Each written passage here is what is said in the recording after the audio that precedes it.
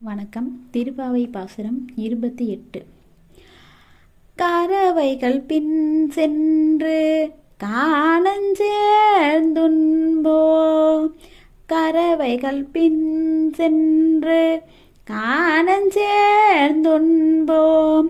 அறிவொன்றும் இல்லாத ஆய்குலத்து உன்றன்னை பிறவி பெரும் தனை புண்ணியம் யாமுடைவோம்.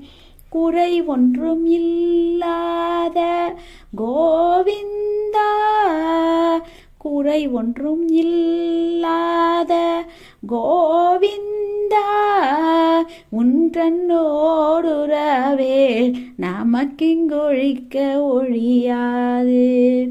அறியாத பிள்ளைகளோ அன்பினால் உன்றன்னை சிறு பேரழை தனவும் சீரியருளாதே.